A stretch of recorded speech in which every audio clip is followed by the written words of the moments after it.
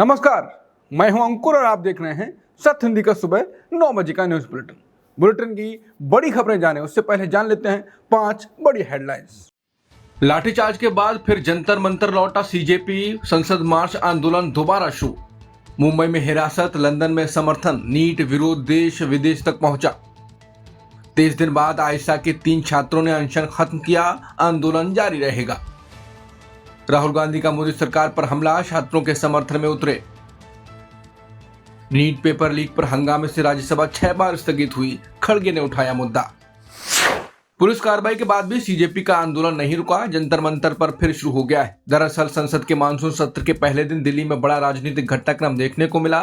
CJP ने संसद मार्च का ऐलान किया था, लेकिन दिल्ली पुलिस ने रास्ते में ही प्रदर्शनकारियों को रोक दिया। प्रदर्शनकारी बैरिकेड तोड़कर आगे बढ़ने लगे। इसके बाद पुलिस ने लाठीचार्ज किया और छात्रों को पीटकर पीछे धकेल दिया। हालात कुछ देर तक तनावपूर्ण बने रहे। शाम होते होते सीजेपी के संस्थापक अभिजीत दीपके ने संसद मार्च वापस लेने का ऐलान कर दिया, लेकिन कहानी यहीं खत्म नहीं हुई। रात में सीजेपी के प्रवक्ता आशुतोष रांका ने कहा कि आंदोलन फिर शुरू हो गया है। प्रदर्शनकारी दोबारा जंतर मंतर पहुंच गए, वहीं से आंदोलन जारी रखने का फैसला लिया गया। इससे पहले पुलिस ने जंतर मंतर का धरना स्थल भी हटा दिया। इसके बावजूद प्रदर्शनकारी फिर लौट आए। दिन में सीजेपी के सौरभ दास और आशुतोष रांका ने केंद्रीय स्वास्थ्य मंत्री जेपी नड्डा से मुलाकात की। दोनों पक्षों के बीच बातचीत भी शुरू हुई। हालांकि सरकार की ओर से अभी तक मांगों पर कोई आधिकारिक जवाब नहीं आया। उधर सोनम वांगचुक का अनशन भी जारी है। उन्होंने साफ कहा कि वो अपना उपवास नहीं तोड़ेंगे। उनका अनशन अब 23वें दिन में प्रवेश कर गया है।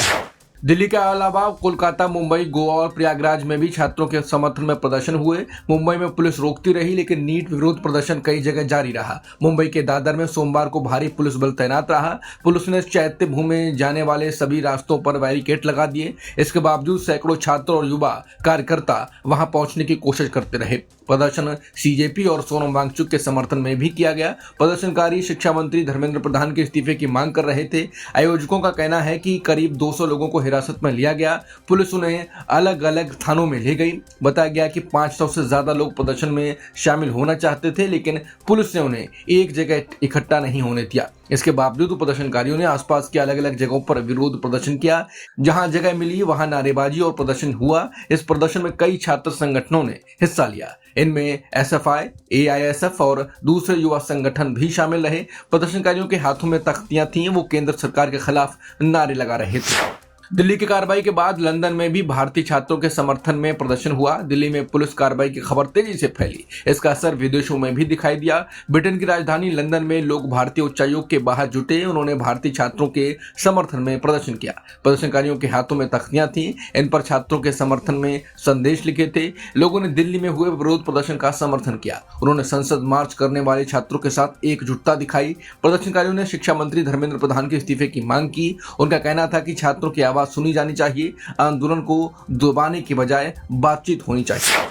संसद मार्च पर बवाल के बाद दिल्ली पुलिस ने हिंसा और पुलिसकर्मियों के घायल होने का भी दावा किया। पुलिस के मुताबिक 118 से ज्यादा पुलिसकर्मी घायल हुए। इनमें कई वरिष्ठ अधिकारी भी शामिल हैं। पुलिस ने यह भी दावा किया कि करीब 70 प्रदर्शनकारियों को हिरासत में लिया गया। दिल्ली पुलिस का आरोप है कि प्रदर्शन हिंसक हो गया था। प्रदर्शनकारियों ने सुरक्षा बलों पर हमला किया। पुलिस का कहना है कि सरकारी गाड़ियों और सार्वजनिक संपत्ति को भी नुकसान पहुंचा। बयान के मुताबिक पुलिस ने कई बार चेतावनी दी थी। प्रदर्शनकारियों से पीछे हटने की अपील भी की गई, लेकिन पुलिस का दावा है कि प्रदर्शन नहीं माने। उन्होंने लागू प्रतिबंधों का उल्लंघन किया। इसी के बाद पुलिस ने कार्रवाई शुरू की। हालात को काबू में करने की कोशिश की गई। हालांकि प्रदर्शनकारी पुलिस कार्रवाई को लेकर अलग अलग दावा कर रहे हैं। अब इस पूरे मामले पर दोनों पक्षों के आरोप आमने सामने हैं। जांच और आगे की कार्रवाई पर सबकी नजर रहेगी।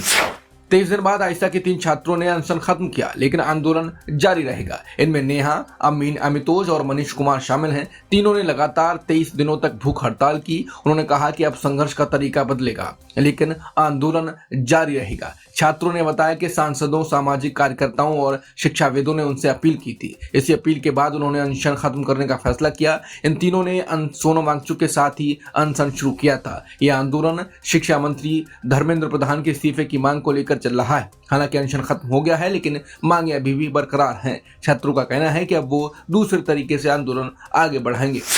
कांग्रेस नेता राहुल गांधी ने पेपर लीक और छात्रों के इस प्रदर्शन को लेकर प्रधानमंत्री मोदी पर तीखा हमला बोला। राहुल गांधी ने कहा कि दिल्ली की सड़कों पर उतरने वाले छात्र अपराधी नहीं हैं, बल्कि अपने अधिकारों की लड़ाई लड़ रहे हैं। उन्होंने आरोप लगाया कि देश में 152 परीक्षा पेपर लीक हुए, जिसमें करीब 7.5 करोड़ छात्र प्रभावित हुए, लेकिन अब तक किसी दोषी पर कार्रवाई नहीं हुई। राहुल गांधी ने कहा कि जिन लोगों ने पेपर लीक किए वो खुले घूम रहे हैं, जबकि सवाल पूछने वाले छात्रों पर लाठीचार्ज और हिरासत जैसी कार्रवाई की जा रही। उन्होंने पीएम मोदी को देश के इतिहास का सबसे युवा विरोधी प्रधानमंत्री बताते हुए कहा कि वह शिक्षा मंत्री धर्मेंद्र प्रधान से इस्तीफा का तक नहीं मांग पा रहे हैं। राहुल गांधी ने आरोप लगाया कि सरकार युवाओं की समस्याएं सुलझाने के बजाय उनके खिलाफ खड़ी हो गई।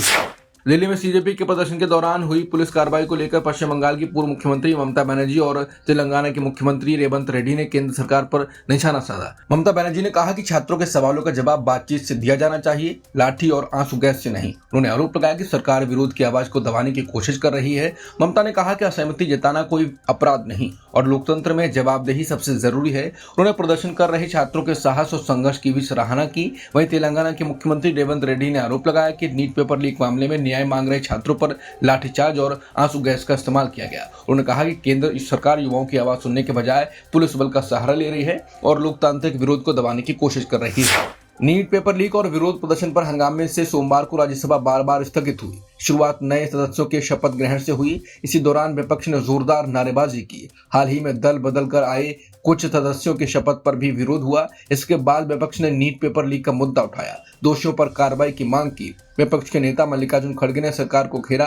उन्होंने जंतर मंतर की पुलिस कार्रवाई का भी जिक्र किया। खड़गे ने कहा कि हजारों छात्र प्रदर्शन कर रहे थे, उन पर लाठीचार्ज किया गया। उन्होंने आरोप लगाया कि सरकार इस मुद्दे को दबाने की कोशिश कर रही है। विपक्षी सांसदों ने सदन में नारे लगाए। माहौल लगातार गर्माता रहा। हंगामे के बीच कार्रवाई बार बार स्थगित करनी पड़ी। अब देखना होगा कि आने वाले दिनों में सरकार इस मुद्दे पर क्या जवाब देती है। सुबह 9 के बुलेटिन में इतना ही। बाकी खबरों के लिए आप बने रह सकते हैं सत्य हिंदी के साथ। नमस्कार।